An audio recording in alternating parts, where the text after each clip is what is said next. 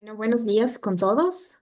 Bueno, quisiera agradecerles por estar aquí. El día de hoy vamos a dar un taller súper importante, súper interesante, pero antes de eso me gustaría que nos conozcan también un poquito. Somos Consultorio Escopal. Me gustaría saber si están aquí en la ciudad de Quito, tal vez están en otra ciudad, un poquito también conocerles, comentarles que también hemos tenido pacientes de diferentes lugares a nivel internacional, como por ejemplo Estados Unidos, España, México, Perú. Tal vez si alguien me ayuda en el chat diciéndome de dónde se están conectando. En Colombia, qué chévere. De Quito, buenos días, desde Guayaquil, Teresa, mucho gusto. De Portugal, Quito, buenos días, desde Quito, qué chévere. Es un placer tenerlos aquí. A continuación, nos vamos a presentar. Buenos días, grupo. Bienvenidos a todos. Gracias por darse un momentito y darnos su presencia acá. La virtualidad ahora es un recurso que nos va a permitir conectarnos a través de este medio digital, pero conectarnos también en este lado, ¿no? Hoy traemos un tema que espero que les agrade mucho, que tiene que ver justo con la virtualidad, la era digital. Entonces, espero les agrade. Mi nombre es Gais Guacalés, yo soy psicólogo clínico, tengo una maestría en sexología clínica y en terapia de pareja. Qué chévere, bueno, qué gusto. Mi nombre es María Burgos. Sí, me gusta que me digan Mar. Y bueno, yo también soy psicóloga clínica y bueno, actualmente soy maestrante en psicoterapia, terapias de tercera generación basadas en evidencias, ¿no? Sobre todo agradezco que las personas que están aquí están acompañando, dispuestas a aprender. Este taller va a ser bastante interesante, entonces dejen por ahí sus dudas en el chat y bueno, estamos pendientes de cualquier cosa que quieran o que necesiten. Y bueno, yo soy Caterina Pesante, soy psicóloga general y soy psicoterapeuta, especialista tanto en parejas como en situaciones afectivas. Bueno, un poquito para romper el hielo, para ah, conocernos entre todos, vamos a hacer una pequeña dinámica que se llama rueda y responde. Bueno, antes de esto me gustaría, igual que en el chat, o si pueden tal vez abrir sus audios y me comenten. ¿Con qué palabra ustedes se representarían el día de hoy? ¿Con qué palabra ustedes dirían, vine el día de hoy a este taller? Ejemplo, yo, Katy, vine con muchas expectativas. Vamos a darle clic aquí y va a salir una pregunta. Entonces, yo ya dije con qué palabra me voy a representar el día de hoy y aparte voy a responder la pregunta que me salga, ¿sí? Eso va a ser nuestra dinámica para podernos conocer un poquito más.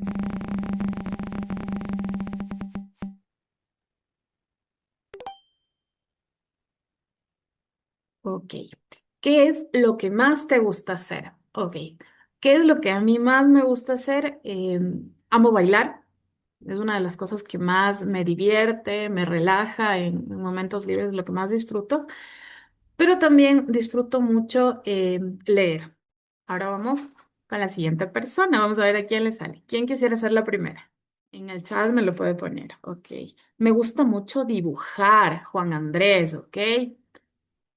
¿Con qué palabras se identifica para el taller de hoy? Ok, con estar con mis amigas, con investigar, perfecto. Me gusta mucho danzar, perfecto. Amo el baile, tengo mucha creatividad para crear, Anthony nos dice. Ok, me gusta tocar la guitarra y curiosidad, perfecto. Ok, vamos a dar nuevamente la ruleta a ver qué otra pregunta nos sale.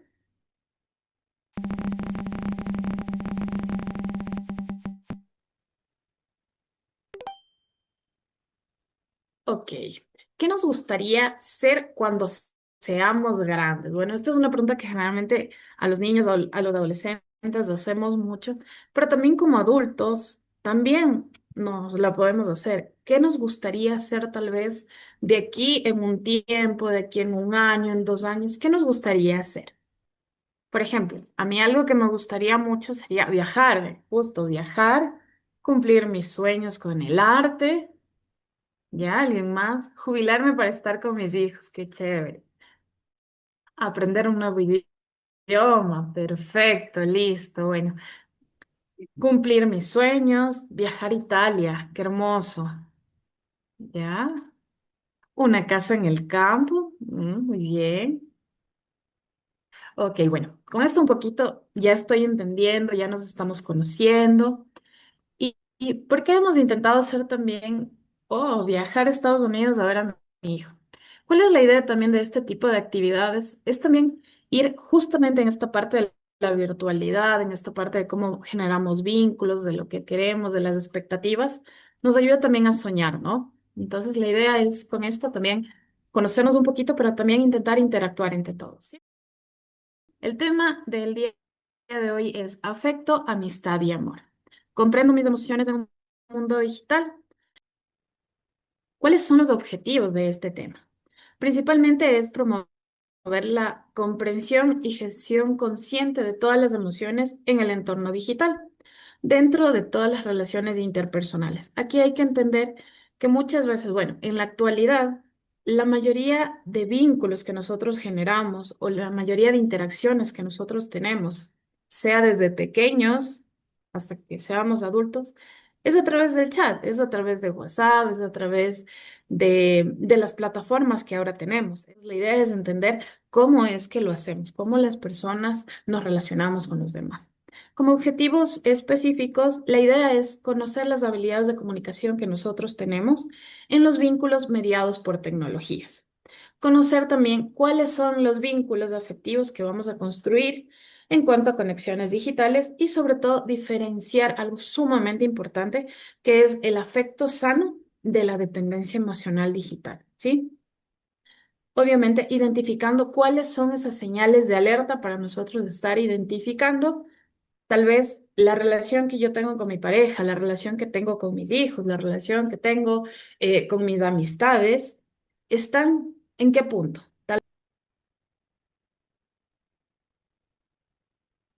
Ok, grupo. Entonces, gracias, Katy, por esta introducción al taller. Siendo un tema que tiene que ver con no solo con el amor en relación a las parejas, sino yo veo en los comentarios, ¿no? Como cumplir los sueños, viajar a Italia, hay el comentario viajar a Estados Unidos a ver a mi hijo, las relaciones del amor, la amistad, va más allá de una pareja. Y todos estamos en un mundo que ahora se engloba en la virtualidad, en la era digital. Y a veces es tan difícil conectarnos con nuestra familia o con las parejas o amistades que están en otros lados, ¿no? Entonces, este taller nos va a ayudar a entender cuáles son las emociones que se presentan en una era digital y cómo realmente entenderlas. Para dar un inicio como tal a nuestro taller, vamos a hacer una dinámica que tiene que ver cuál es mi primera historia digital. ¿Cómo fue tu primera interacción romántica digital? Justo hacíamos un poco esta dinámica, divirtiéndonos entre nosotros, haciendo este taller y recordando cómo de pronto iniciamos todos en este mundo de la virtualidad. Yo voy a empezar con esta dinámica y me gustaría que todos vayan participando. Les invito a prender la cámara, activar el audio, igual veo su participación en el chat y si quieren también pueden hacerlo por audio. Yo recuerdo, y eso nos reíamos en el grupo, ¿no? La primera interacción, yo decía, esta aplicación o red social Hi-Fi, no sé quiénes recuerden esta página, ¿no? Donde se hacía un muñequito y uno ponía ahí como ciertos estados, y luego íbamos aún más allá y recordábamos el Messenger. Para mí, yo digital fue el Messenger, donde se enviaban los zumbidos, se enviaba ese beso gigante. Y claro, en mi época yo era niño realmente utilizando estas cosas, enviando con de pronto amigos o gente cercana esas interacciones, ¿no? Los zumbidos en Messenger, esos besos, esas cosas que eran interesantes sumergirnos en esta nueva era. Por ahí me dice Andrea Macas, fue en Chatgolé, conocí a una chica que vivía en España, nos hicimos amigas en Messenger y desarrollamos una relación virtual. Wow, imagínense en España, siendo también un lugar tan lejano. ¿Quién más nos ayuda? ¿Qué otra interacción han tenido? ¿Cuál es su primera interacción romántica, afectiva en este mundo digital? El correo también fue uno de los primeros instrumentos que se hizo en la digitalización. Gracias. Sí, el correo, imagínense, antes las cartas que primero se escribían, luego pasaron a enviarse correos, a comenzar a conversar a través de correos electrónicos. Ahora es un medio donde casi ya nadie utiliza el correo entre amigos, es como una modalidad tal vez más formal, pero inició desde eso. Carlos nos comenta, la mía fue en un juego social que se llamaba Habbo Hotel. Interactuaba con personas de otros países de manera muy dinámica. Yo nunca había escuchado esta dinámica. Qué interesante. Anthony, ¿nos quiere comentar algo? Hola, hola, ¿me Buenos escucho? días. Hola, buenos días. Bueno, yo soy Anthony Díaz, alias Timifón. En el mundo digital he dado talleres online en España, en Estados Unidos, en Argentina, en Chile, en Brasil. Entonces, tengo muchos contactos afuera de donde yo estoy, gracias al Internet. Ujú, muchas gracias, Anthony. Eso es lo interesante de la virtualidad. Si bien nos permite conectar con muchas personas desde otros países, un movimiento geográfico, pero vamos aquí a hablar también de qué pasa con los encuentros reales. Hay una frase que luego les iremos comentando que dice un poco eso. Podemos estar hiperconectados a nivel mundial, pero ¿realmente estamos conectados a nivel personal? Les dejo como una pregunta para seguir con el taller. Ahora bien, vamos a empezar entonces entendiendo ciertos conceptos básicos, como qué es la comunicación emocional. ¿Realmente sabemos para qué sirven las emociones? ¿Sabemos cómo identificarlas, gestionarlas, expresarlas, comunicarlas frente a un medio a veces personal y mucho más en un medio digital? Las emociones tienen una función. Son respuestas primero psicológicas, fisiológicas, que vienen a través de sensaciones, estímulos que tenemos internos o externos y que cumplen una clave realmente muy importante que es la supervivencia. Por ejemplo, el miedo. O sea, si yo estoy en una selva, capaz me va a dar miedo ver tantos animales y eso va a ayudar a que yo pueda protegerme. Porque capaz sin miedo voy, me meto y me pueden pasar un montón de cosas. Entonces, las emociones tienen una función adaptativa y de protección. Y lo que hoy vamos a buscar es que cada uno de ustedes aprenda a reconocerlas, gestionarlas. Y con esto también desarrollamos empatía, comunicación en nuestras relaciones y vamos a comenzar a construir una vida también más dinámica, armónica, personalmente, pero también con todos los demás. Son relaciones interpersonales que van a ir mejorando. También quería mencionarles entonces cuáles son las emociones básicas que, digámoslo, todas son universales. En todos los países que ustedes han mencionado, casi todos podemos detectar las emociones básicas, tanto tristeza, felicidad, miedo, ira, la sorpresa, el asco. Generalmente en ciertas culturas va a cambiar las formas de pronto de reacción, pero casi todo el mundo vamos a detectar estas emociones. En cambio, las emociones complejas son emociones que están compuestas, elaboradas, que están, digámoslo, compaginadas, por decir, la culpa, la vergüenza, los celos. Por ejemplo, la vergüenza. Puede ser que esta emoción que a mí me avergüence algo, estar, qué sé yo, pues estar frente a gente en una escena, tal vez se pone algo de miedo y algo de la tristeza o de la sorpresa, en los celos. Yo hago terapia de pareja y a veces es bueno identificar qué emoción compuesta se va atravesando desde las emociones básicas. Tal vez el celo me habla de la ira o de un miedo. Entonces, esto nos ayuda a entender las relaciones. Las emociones complejas generalmente tienen que ver con un contexto cultural, con la experiencia, con la historia personal, con la historia familiar también en una casa. Si de pronto nunca me permitieron estar triste, esto se llama alteración de la percepción. Ya no puedo expresar mi tristeza y comienzo entonces a tener vergüenza, que se va juntando la tristeza, la ira y ciertas emociones. Por eso la identificación de las emociones requiere siempre una práctica constante. eh, Requiere un esfuerzo, requiere que yo reconozca en mi propia vida mis patrones, me reconozca a mí mismo desde el autoconocimiento, genere empatía y mejore la comunicación con los demás, pero a veces no es así de sencillo, ¿ok? Entonces vamos a dar ahora los conceptos claves de las emociones. Yo generalmente en terapia les hago una analogía o una metáfora, como si las emociones todas estuvieran en una olla de presión. Entonces tenemos todas las emociones revueltas en una olla de presión, pero ¿qué pasa en una olla de presión? Generalmente hay una válvula donde va saliendo el aire, ¿no es cierto?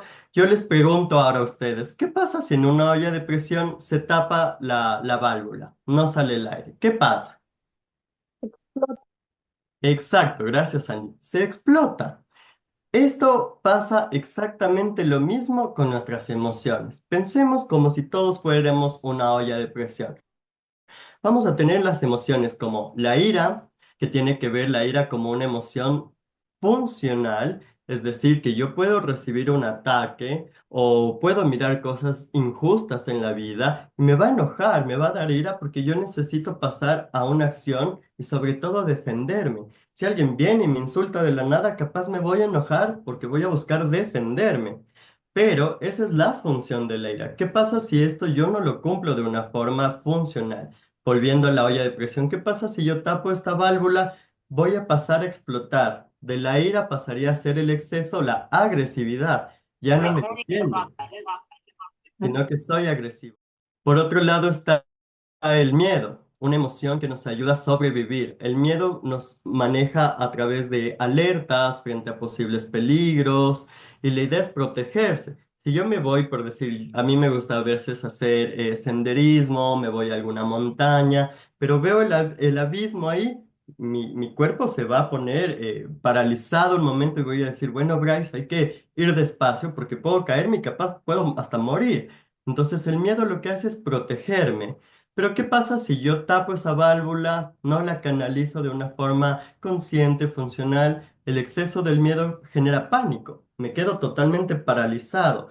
Y a veces eso se puede escuchar cuando uno sufre eventos muy traumáticos y ya no quiero salir de la casa y ya no voy a ir al trabajo, me paralizo, me quedo estático. Entonces, las emociones hay que siempre intentar hacer esa diferencia. ¿Son funcionales o se vuelven algo excesivo? Por otro lado, la tristeza.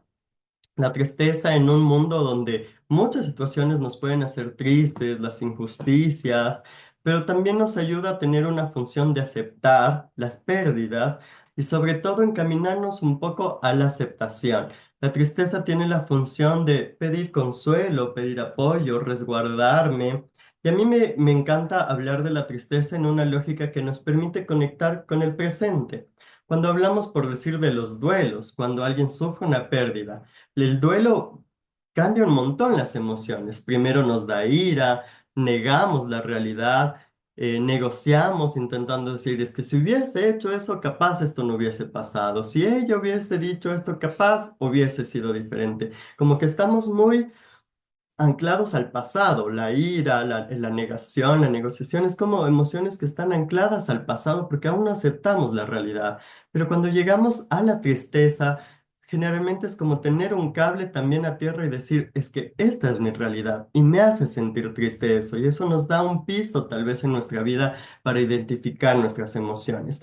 Ahora, el exceso de la tristeza se convierte en un estado melancólico, depresivo. Entonces ya no quiero comer, ya no me importa bañarme, ya no quiero hablar con nadie, o por el contrario, solo quiero salir, solo quiero hablar con todo el mundo, quiero comer un montón, como que se pone la situación en algo desorganizado. Por otro lado está la alegría, la felicidad como una emoción básica que tiene que ver con la capacidad de disfrutar y la función de la felicidad es compartir. Por ejemplo, si yo estoy feliz, qué sé yo, a mi hermana, vamos, te gasto un helado, algún familiar, vamos, te invito a tal lado. Esa es una emoción de la felicidad. Pero ¿cuál sería el exceso? Si en esta valvulita se tape y esto que genera una explosión, hay personas que pretenden que es la felicidad, se vuelve un estado eufórico. Por decir, si yo estuviera en el trabajo, pero me quedo en un estado tan excesivo de felicidad, digo, pues ya no me importa nada, hoy estoy tan feliz, me voy a la playa, ya no me importa el trabajo, no me importan los ahorros. Esa felicidad tal vez ya no es funcional, se vuelve excesiva. Y dos emociones que son interesantes, que a veces no se las menciona tanto y que son básicas, es la sorpresa y el asco. La sorpresa nos ayuda mucho a orientarnos, a tener respuesta ante lo inesperado, Hay un filósofo que habla que la vida se llena de sorpresas. Sería bien complicado tener una vida sin sorpresa, sin nada que nos motive. Y a veces en este mundo la ansiedad, la inseguridad nos hace querer tener control de todo, querer saber todo, cómo va a estar todo tan metódico, diseñado, pero finalmente la vida se trata, o la inteligencia, no de cuánto uno sabe, sino de cómo resuelve los problemas en esos momentos inesperados.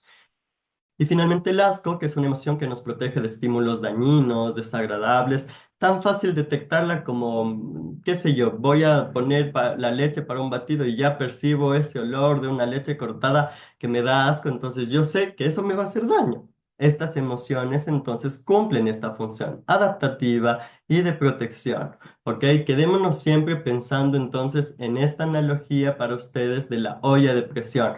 ¿Creen que su valvulita está funcionando? ¿Logran canalizarla, expresarla de forma funcional? ¿O se vuelve también un exceso y se explota? Les dejo como una reflexión. Gracias, Bryce, ¿no? Sobre todo por estos conceptos que nos van a ayudar a hablar hacia lo más complejo, ¿no? Entonces, yo quisiera empezar con algo una pregunta súper curiosa, súper interesante, que es, bueno, ¿quién de aquí aprendió a saber cómo funcionan las relaciones en un curso formal, en una clase formal? Bueno, yo creo que absolutamente nadie, ¿no? Sino que más bien la mayoría de nosotros aprendimos a amar observando relaciones, a veces imaginando, a veces integrando ideas en la música, escuchando canciones, ¿no es cierto? Viendo películas, leyendo libros, ¿no es cierto? Las películas románticas, los libros románticos, ¿no es cierto? Leyendo frases en redes sociales también, escuchando a mis amigos, viendo a mis padres, ¿no es cierto? Entonces, bueno, hasta los influencers ahora en esta era digital. Vemos que todos esos aprendizajes, ¿no es cierto? Todo eso que hemos escuchado, todo eso que hemos imaginado, se va convirtiendo en algo súper poderoso, ¿no? Las reglas verbales. ¿Qué son las reglas verbales? Bueno, desde la teoría conductual contextual, ¿sí? Nosotros denominamos a las reglas verbales como algo súper curioso, algo que es como una frase, ¿no es cierto? O son frases que nos explican o nos describen la realidad en cómo debería ser. Cómo deberían funcionar las relaciones, cómo deberían funcionar un trabajo estable, cómo deberían ser las buenas personas, ¿no es cierto? Y si vemos en cada una de estas reglas, hay algo súper curioso que es esta frase debería. Y ya nos manda una premisa, una expectativa, y eso es bastante interesante. Y esto termina como guiando nuestra conducta, ¿no? Entonces, por ejemplo, les pongo un ejemplo súper básico de las reglas verbales. Si para mí una persona respetuosa es una persona puntual, entonces yo empiezo a integrar esa idea, esa regla verbal, y empiezo yo misma a llegar temprano, a llegar puntual a los compromisos, a las actividades que yo tengo. Entonces vemos como una regla que nos dirige nuestra conducta. El problema de las reglas verbales no es que nos den una brújula, ¿sí? Sí, el problema de las reglas verbales es que a veces termina dirigiendo nuestra conducta, aunque a veces la experiencia real nos indique otra cosa, sobre todo en las relaciones, ¿no? Interpersonales, que vemos que no siempre estas verdades o estas reglas heredadas se convierten en una verdad universal, ¿no es cierto? Entonces, bueno, esto es bastante interesante porque ahí vemos que el lenguaje no solo describe, ¿sí? la realidad, sino que también la empieza a construir, la empieza a dictaminar, ¿no es cierto? Entonces es súper interesante. Ahora, en esta parte de las relaciones interpersonales podemos ver ciertos ejemplos que de seguro todos hemos escuchado, todos hemos dicho o incluso hemos vivido, ¿no es cierto? Entonces vamos a irlo viendo. Si me ama mi pareja, debería responder rápido. Y dejamos de lado, ¿no? Las experiencias contextuales. Y empezamos a pensar, ¿no? ¿Qué pasa si no me responde? Entonces, si no me responde, no me ama. Si no está presente conmigo, no me ama. Entonces empezamos a generar conclusiones. Igual, si sube fotos en las redes sociales y no me etiqueta, algo está pasando. Empezamos a hacer juicios de valor. Se avergüenza de mí, ¿no es cierto? ¿Qué está pasando? De seguro que no quiere que lo vean o la vean conmigo. Entonces, si se dan cuenta cómo estas reglas verbales abren puerta a otros pensamientos. Y miren, esta súper problemática, ¿no? Si no siente celos es porque no le importa. Entonces, llegamos a normalizar ciertas activaciones fisiológicas que llevan a dictaminar, ¿no? Si esta persona no siente celos, que es realmente una respuesta frente a una amenaza, entonces no me está amando, no está siendo intenso conmigo, no le importo lo suficiente. Y llegamos hasta incluso extremos, ¿no? En algunos casos, de normalizar ciertas conductas, hasta incluso conductas que podrían terminar en cierta violencia, ¿no es cierto? Ahora, este es el más famoso, ¿no? Y que creo que todos hemos dicho alguna vez. Mi pareja debería entenderme sin que yo se lo explique. El famosísimo, si lo tengo que pedir, ya no lo quiero. ¿Cuántas veces hemos dicho esto, no? Y la verdad es que nadie de aquí se salva, porque creo que hasta yo he vivido estas circunstancias, ¿no? Entonces, bueno, en sí, las reglas no son malas, como vemos, nos dan una brújula, ¿sí? Pero ¿cuál es el problema de que estas reglas se conviertan en verdades heredadas, ¿no es cierto? O en mandatos internos, ¿no es cierto?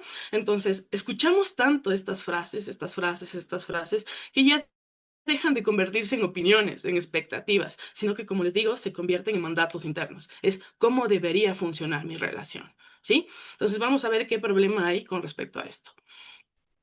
Bueno, en la parte fácil y resumida, muchos problemas, ¿ya? Pero vamos a ir poniendo ejemplos para ir viendo cómo esto se va viendo, digámoslo así, en nuestras relaciones, ¿no es cierto? Entonces, vamos a poner una escena muy del mundo digital. El suceso es que mi pareja tarda en responder. Vamos a poder diferenciar el hecho de lo que yo siento. Entonces, el hecho objetivo es que mi pareja tardó. Si se dan cuenta, al describir este hecho objetivo, no estoy poniendo ni una calificación, ¿no es cierto? Que es bueno, ni malo, ni que le importo más o le importo menos, simplemente es un hecho, ¿no? Pero si yo tengo esta regla interiorizada de que si me quisiera no tardaría, ¿no es cierto? Mi mente empieza a crear historias, empieza a tener dudas, ¿no? Y entonces empiezo a generarme preguntas. ¿Será que ya no le importo? ¿O será que está hablando con alguien más? Pero mira su última hora de conexión, pero a mí no me respondió de hace 3 minutos antes, ¿no es cierto? Y empezamos, sobre todo, ¿hice algo mal? ¿Será que yo causé esta situación? Entonces trato de arreglarlo. Y bueno, cuando yo empiezo a tener sí, un hecho, detona un pensamiento y un pensamiento detona una emoción y la emoción detona conductas. Entonces, ¿qué procedo a hacer? ¿No es cierto? Empiezo a reclamar a mi pareja, ¿no? Oye, ¿qué pasó? No me respondes. Empiezo a revisar su última conexión, si se conectó en Instagram, si estuvo compartiendo el TikTok, ¿no es cierto? Empezamos a sobreanalizar, ¿no es cierto? A insistir, oye, ¿qué pasó? No me respondes, estás por ahí, ¿qué pasó? Y empiezo hasta incluso a acusar a mi pareja. Cuando podemos ver que sí,